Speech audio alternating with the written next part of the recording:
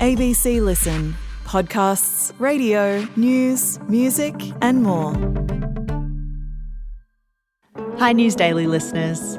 I'm Danielle O'Neill and I've got a new podcast I want to share with you. It's called Expanse, Uncropped. And at a time where it feels like division is the norm, I've gone back to a story from the 60s that was incredibly divisive to try and see what lessons we can learn. It's a wild story with farmers and UFOs and media pylons. Check it out by following Expanse on the ABC Listen app. Before we get to today's episode, I wanted to let you know we're doing a listener survey and we really want to hear from you about how you found the show this year and how we can make it even better. It's short, anonymous, and you can find the link on our website. Just search for ABC News Daily.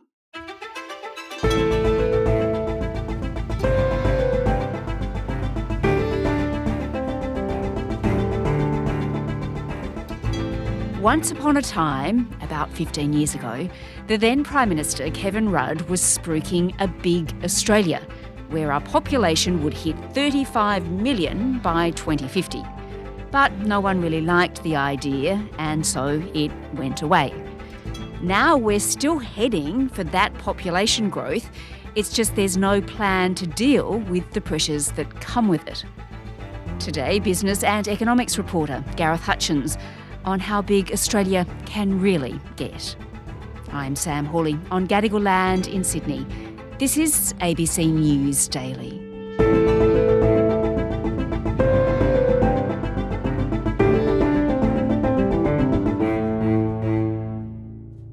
Gareth, when it comes to Australia's population, we're bigger than we have ever been, but that is not because we're having lots of babies, is it? No, Australia's population is a little over 27 million people now. Since the year 2000, our population's grown by 8 million. We aren't replacing ourselves through childbirth. The national fertility rate fell to a record low of just 1.5 babies per woman in 2023. And experts say we need a replacement rate of 2.1 babies per woman to maintain our current population size. Yes. And that's in a world without immigration. So we're very reliant on immigration to grow our population.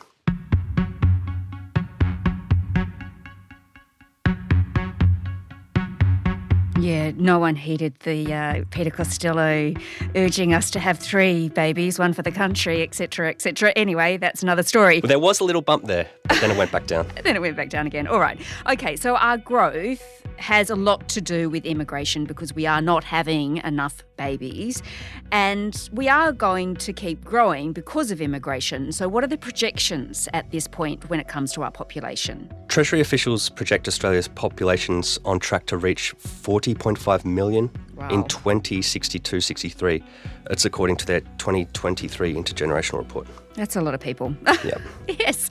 Okay, so we need this level of migration, do we, Gareth, to ensure our economy keeps growing. We can't rely on the birth rate alone. Yeah, that's a big reason for immigration, to keep the economy growing, to expand our domestic markets, to have more workers, and to have enough young people to care for our elderly. For the last 50 years, we haven't been having enough babies to replace our current population without immigration.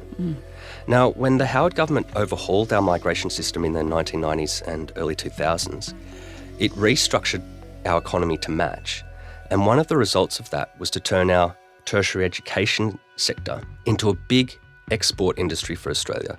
So we have lots of international students coming to Australia. It now contributes $30 billion to Australia's economy every year, and it's become our 4th biggest export.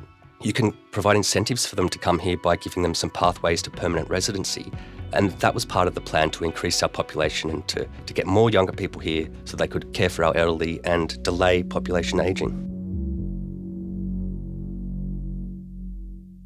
We also shifted our economy to a higher skilled services-based economy. So that accounts for almost 13% of all jobs these days. Now, in 2021, 15% of migrants worked in that industry. So that was like almost 940,000 people. So, Gareth, more than 40 million people will be living here in around 40 years' time. So what I really want to unpack with you is if as a nation we would be ready for that? Are we planning for it? And what would a plan look like? What would we need to be considering, first of all? A comprehensive population plan would include projections for climate change, demographic trends, biodiversity, water usage, food security, energy use. You can run down the list, geopolitics, immigration, and where people will be living in Australia. Yes. Will there be enough housing for everyone? Enough schools and hospitals? All of those considerations. Yeah, absolutely. Well, there's not enough housing for everyone now. So anyway, all right. The environment and climate change you mentioned there, they are huge issues to take into consideration. Absolutely. A major aspect is the environment and natural resources. We're one of the driest continents on Earth. Will we become drier in the future? What will happen to our coastal areas where the majority of Australians live? Now, earlier this year, the medical journal The Lancet published a large study of global fertility trends, which covered 204 countries and territories. And this said global fertility rates were declining this century and human civilization was rapidly converging on a sustained low fertility reality. It said for nearly all countries outside of sub-Saharan Africa, sustained low fertility would produce shrinking populations this century with fewer young people relative to older people. And it broached a controversial topic. It said those shrinking populations might present an opportunity for environmental progress. So alongside strong pro-environmental regulations, it said a smaller global population in the future could actually alleviate some strain on global food systems, fragile environments, other finite resources, and also reduce carbon emissions. But then, to counter that, it said any benefits of smaller populations could easily be offset by increased consumption per capita globally due to economic development. Okay, but big is not always best.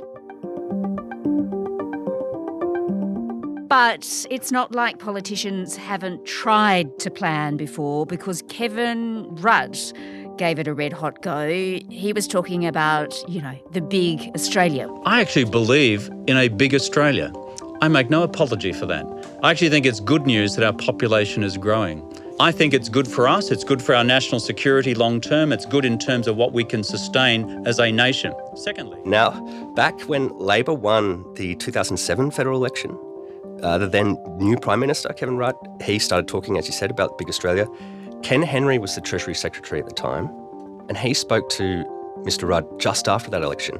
And Mr Rudd asked him what he thought the maximum sustainable population of Australia was. And Dr Henry told him, probably 15 million people. Now, in 2007, our population was already 21 million. Yes. And Rudd thought that Henry said 50.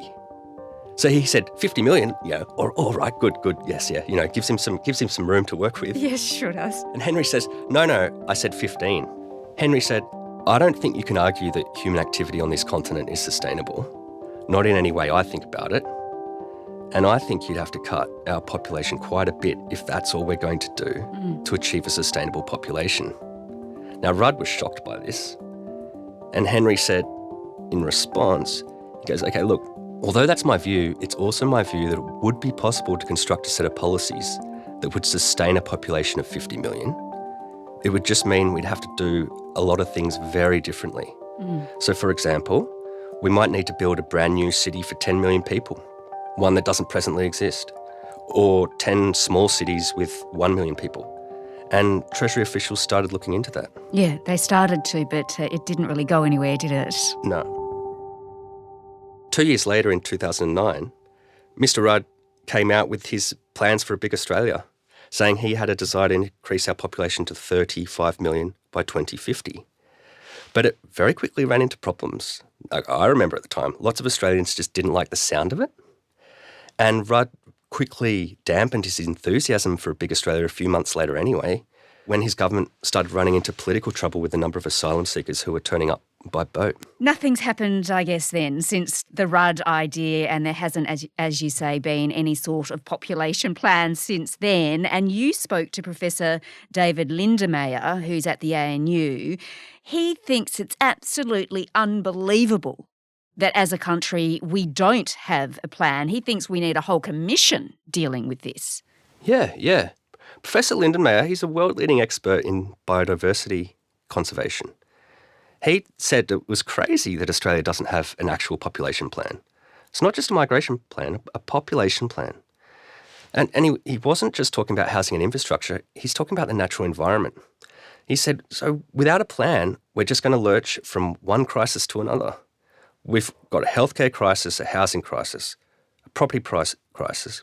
We've got a water crisis. And all of these things are tied to our management of population.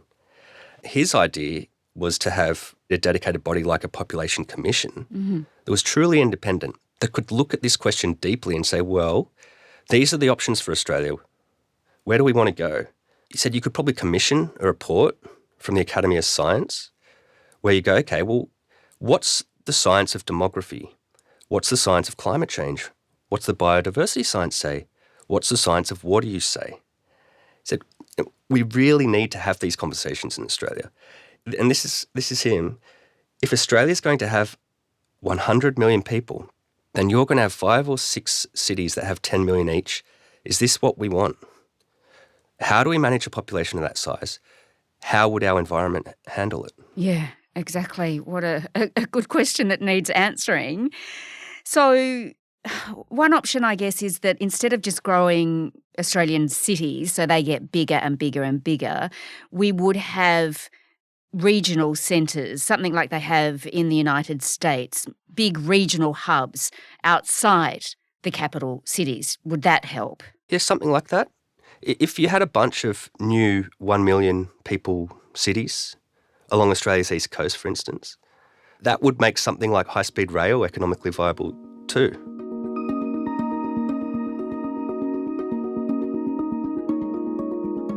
So, Gareth, one question I really have, though, is that do we really need a population of 40 million people living here by the 2060s? Why do we need it? Can't we just have the 15 million? Well, I don't know how you would roll back what we already have to start with. No, that's true. But also, there's no way that you can just roll back the rate of population growth around the world at the moment either.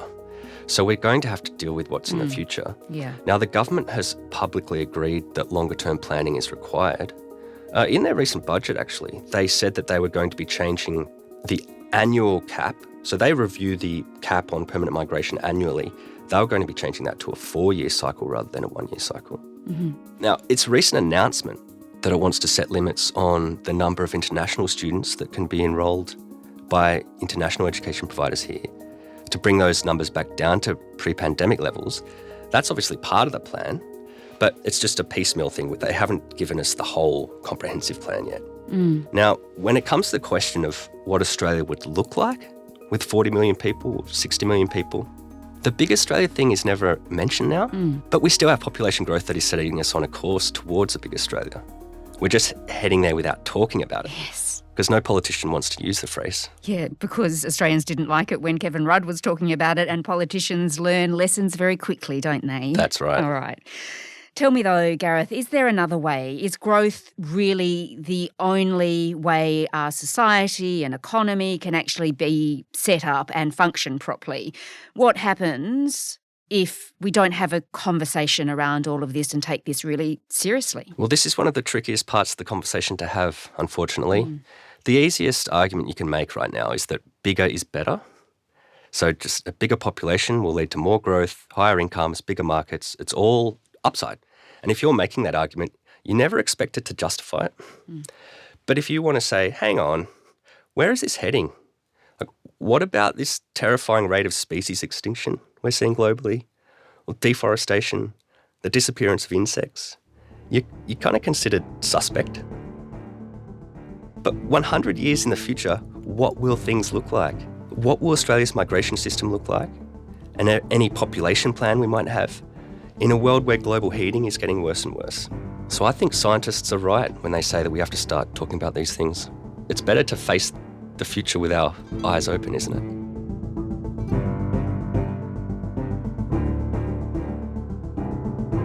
Gareth Hutchens is the ABC's business and economics reporter based in Canberra. This episode was produced by Sydney Peed and Cara Jensen-McKinnon. Audio production by Anna John. Our supervising producer is David Cody. I'm Sam Hawley. Don't forget to take our listener survey. The link is on our website. ABC News Daily will be back again tomorrow. Thanks for listening.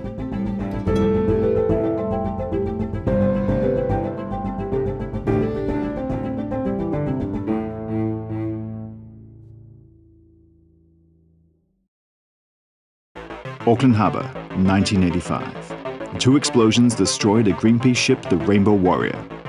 Her last voyage would be the evacuation of the people of the tiny atoll of Rongelap in the Marshall Islands.